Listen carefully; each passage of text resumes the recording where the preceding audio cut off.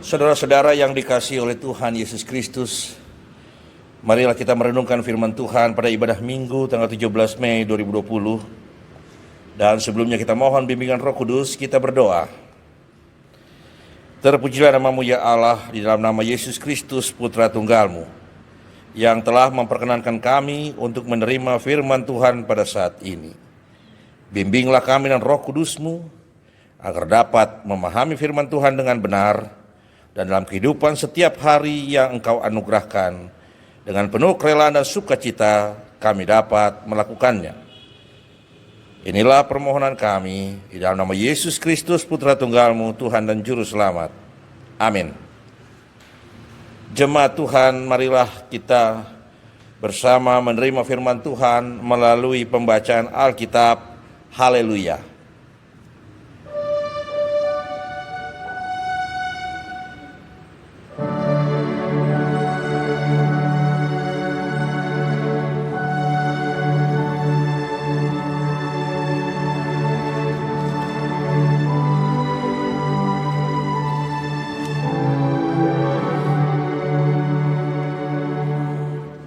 Firman Tuhan tertulis dalam surat 1 Korintus pasal 11 ayat 17 sampai 23. Surat 1 Korintus pasal 11 ayat 17 sampai 23. Dalam peraturan-peraturan yang berikut, aku tidak dapat memuji kamu, sebab pertemuan-pertemuanmu itu tidak mendatangkan kebaikan, tetapi mendatangkan keburukan. Sebab pertama-tama aku mendengar bahwa apabila kamu berkumpul sebagai jemaat, ada perpecahan di antara kamu, dan hal itu sedikit banyak aku percaya. Sebab di antara kamu harus ada perpecahan, supaya nyata nanti siapakah di antara kamu yang tahan uji. Apabila kamu berkumpul, kamu bukanlah berkumpul untuk makan perjamuan Tuhan. Sebab pada perjamuan itu tiap-tiap orang memakan dahulu makanannya sendiri, sehingga yang seorang lapar dan yang lain mabuk.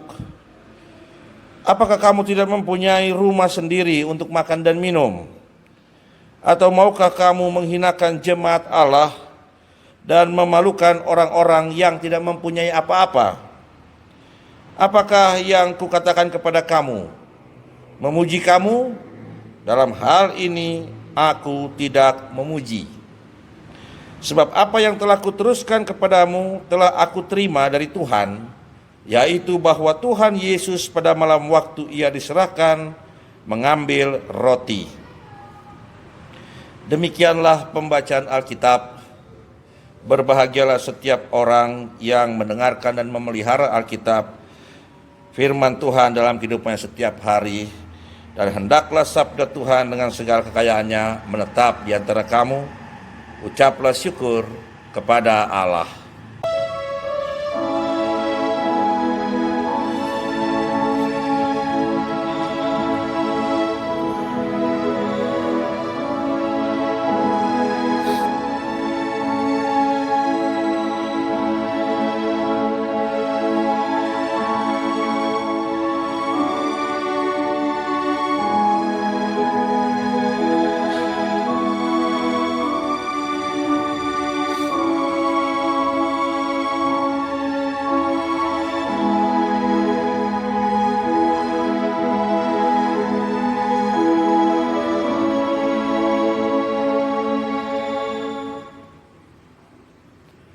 Saudara-saudara yang dikasihi oleh Tuhan kita Yesus Kristus, dalam tradisi jemaat mula-mula ada dua perjamuan. Perjamuan yang pertama disebut perjamuan Ekaristi, yang digunakan atau yang biasanya dilaksanakan dalam ibadah umat, yang mana menjadi peringatan akan pengorbanan Tuhan Yesus Kristus sebagai tebusan bagi dosa manusia. Disebut Ekaristi karena mengacu pada kalimat atau kata istilah Eukaristia. Eukaristio yang artinya mengucap syukur. Itu perjamuan yang pertama. Dan perjamuan yang kedua adalah perjamuan kasih, atau yang biasa disebut oleh jemaat mula-mula sebagai agape, yang dilakukan setelah ibadah, di mana setiap orang dari masing-masing rumah membawa makanan, lalu menaruh di satu meja, dan semua jemaat dapat menikmatinya bersama-sama. Ada dua perjamuan yang menjadi tradisi pada jemaat mula-mula, dan itu juga yang kemudian diterapkan dalam kehidupan jemaat Korintus. Saudara-saudara yang dikasihi Tuhan, namun dalam perjalanan atau dalam perkembangannya, sebagaimana firman Tuhan yang telah kita baca, yang telah kita dengar, bahwa terjadi penyimpangan dalam perjamuan, khususnya untuk perjamuan kasih. Karena dikatakan pada ayatnya yang ke-21 bahwa pada perjamuan itu tiap-tiap orang memakan dahulu makanannya sendiri, sehingga yang seorang lapar dan yang lain mabuk. Ayat 22, apakah kamu tidak mempunyai rumah sendiri untuk makan dan minum? Atau maukah kamu menghinakan jemaat Allah dan memalukan orang-orang yang tidak mempunyai apa-apa? Jadi ada dua hal yang disampaikan oleh firman Tuhan kepada kita saat ini terkait dengan penyimpangan pelaksanaan perjamuan kasih di jemaat Korintus pada masa itu. Yang pertama adalah tidak ada niat untuk mau berbagi. Padahal perjamuan itu ada supaya ada kebersamaan dalam menikmati berkat Tuhan yang hadir di setiap warga jemaat. Dan kebersamaan itu hanya bisa terjadi kalau saling berbagi. Tapi di sini ada yang lain kenyang, bahkan dikatakan mabuk, dan ada yang lapar. Artinya memang ada yang membawa makanan sangat berlebihan, tapi ada yang saking miskinnya, saking kurangnya, saking sulit hidupnya, tidak dapat membawa makanan apa-apa dari rumah. Dan mungkin dia juga berharap bahwa dia dapat menikmati makanan yang layak melalui perjamuan kasih itu. Namun sayangnya ternyata muncul niat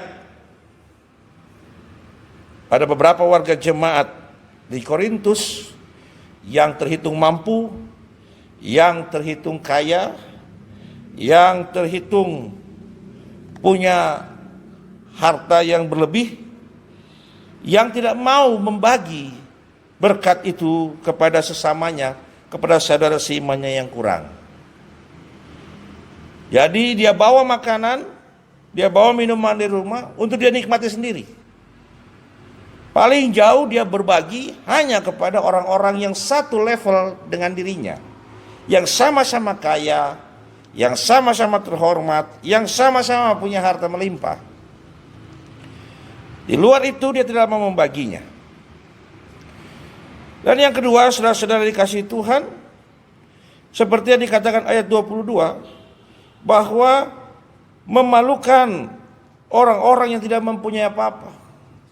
Sikap yang diambil oleh mereka yang punya berkat berlebih, sikap yang diambil oleh mereka yang punya rezeki berlimpah, dengan tidak membaginya kepada sesamanya, kepada saudara seimannya yang kurang, itu justru dipandang sebagai perilaku yang mempermalukan saudara seimannya yang kurang tersebut. Dan saudara-saudara dikasihi Tuhan, Paulus menyatakan dengan tegas bahwa sikap itu adalah sikap yang menghina jemaat Allah, sikap yang menghina jemaat Tuhan. Penyimpangan-penyimpangan yang terjadi dalam perjamuan kasih di jemaat Korintus, di mana ada sebagian warga jemaat yang mampu, yang punya berlebih, yang punya berkat berlebih di rumahnya, tapi tidak mau berbagi dengan saudara seimannya yang kurang, tidak mau berbagi dengan saudara seimannya yang miskin. Penyimpangan itu adalah penghinaan kepada Tuhan. Penyimpangan itu adalah penghinaan kepada tubuh Kristus. Dari mana Paulus bisa menyimpulkan itu? Karena perjamuan kasih, saudara-saudara yang dikasihi Tuhan, perjamuan kasih, perjamuan agape tersebut berakar pada perjamuan malam Yesus dengan para muridnya. Perjamuan kasih itu berakar, asal mulanya adalah perjamuan malam Yesus dengan para murid. Dan kalau kita mengingat perjamuan malam Yesus dengan para murid, adakah dari antara mereka yang duduk dalam satu meja dengan Yesus yang tidak kebagian roti? Adakah dari antara mereka yang duduk satu meja dengan Yesus yang tidak kebagian anggur? Semua kebagian roti, semua kebagian anggur. Ini menunjukkan, saudara-saudara yang dikasihi Tuhan, nilai yang mau diwariskan dari perjamuan malam kepada persekutuan jemaat Tuhan, yang itu juga mesti muncul dalam perjamuan kasih, bahwa tidak boleh ada yang terlewat, tidak boleh ada yang terlupakan, tidak boleh ada yang terabaikan. Dengan pelayanan kasih yang datang dari gereja, dengan pelayanan kasih yang muncul di antara jemaat, tidak boleh ada yang terlewat, tidak boleh ada yang terlupakan, tidak boleh ada yang terabaikan, saudara-saudara yang dikasihi Tuhan. Jadi tidak ada yang satu kenyang, yang satu lapar, sementara yang lain mabuk. Saking penuhnya, saking banyaknya dia makan sampai mabuk. Tidak ada ketimpangan itu, tidak ada kesenjangan itu, tidak ada. Kalau mengakar kepada perjamuan malam, bukan hanya makanan dan anggur, bukan roti dengan anggur, bukan makanan dan minuman, saudara-saudara yang kasih Tuhan, tapi nilai sikap yang ada pada Yesus, nilai yang diajarkan oleh Yesus, yang diteladankan oleh Yesus, itu harus diimplementasikan, itu harus terwarisi, diwujud nyatakan dalam kehidupan persekutuan gereja, dalam kehidupan persekutuan tubuh Kristus. Dan ini yang tidak terjadi pada jemaat Korintus, sehingga disebut sebagai penyimpangan. Dan yang kedua, alasan mereka tidak mau berbagi apa? Dengan mereka buat seperti itu, mereka mempermalukan saudara seiman mereka. Mereka mempermalukan saudara seiman mereka, saudara-saudara. Mereka mempermalukan orang yang kepadanya Tuhan memberikan tubuh dan darahnya untuk keselamatan. Roti dan anggur melambangkan tubuh dan darah Kristus. Ketika orang percaya memakan roti itu, secara tidak sadar, secara tidak langsung, itu secara spiritual, roti itu menjadi tubuh, menyatu dengan tubuhnya. Secara spiritual, ketika ia meminum anggur itu menjadi darah yang menyatu dengan darahnya, mengalir dalam nadinya. Jadi secara spiritual, saudara seiman di dalam Tuhan, secara spiritual setiap orang percaya, secara spiritual di dalam tubuhnya ada tubuh Kristus, di dalam nadinya ada darah Kristus. Secara spiritual, saudara-saudara yang dikasihi Tuhan. Dan oleh sebab itu, ketika orang-orang yang berlebih ini, ketika orang-orang yang mampu ini mengabaikan saudara-saudara seiman mereka, mereka sama saja dan mengabaikan Yesus Kristus yang ada di dalam mereka. Mereka sama saja mengabaikan tubuh Kristus yang menyatu dengan tubuh mereka, saudara mereka tidak mampu ini. Mereka mengabaikan, mereka menghina, mempermalukan darah Kristus yang ada di nadi saudara seiman mereka yang miskin ini. Ini penghinaan. Anda tidak berbagi, dan dengan tidak berbaginya Anda merendahkan saudara seiman. Dan itu terjadi dalam persekutuan jemaat yang adalah tubuh Kristus. Saudara-saudara yang dikasihi oleh Tuhan, Firman Tuhan mengajarkan kita untuk saling berbagi, untuk saling memandang saudara seiman sebagai orang-orang yang istimewa di mata Tuhan. Apapun kondisi kehidupannya, apakah dia punya jabatan atau dia pengangguran, apakah dia punya harta berlimpah atau tidak punya harta sama sekali, apakah dia orang kaya atau dia orang miskin. Tapi ketika semuanya ada dalam satu persekutuan jemaat, ketika semua ada satu kesatuan umat Tuhan, mereka adalah tubuh Kristus. Setiap kita, saudara-saudara dikasih Tuhan, setiap kita di dalam tubuh dan darah kita secara spiritual terdapat tubuh dan darah Tuhan kita Yesus Kristus. Sehingga kita memandanglah saudara seiman kita dengan penuh hormat kepada Tuhan. Kita bersikap kepada saudara seiman kita dengan penuh kasih kepada Tuhan. Jangan sampai ada yang terlupakan, jangan sampai ada yang terabaikan hanya karena kita memikirkan diri kita sendiri. Hanya kita menggunakan penilaian yang kita anggap benar menurut kita sendiri. Ini tidak boleh terjadi.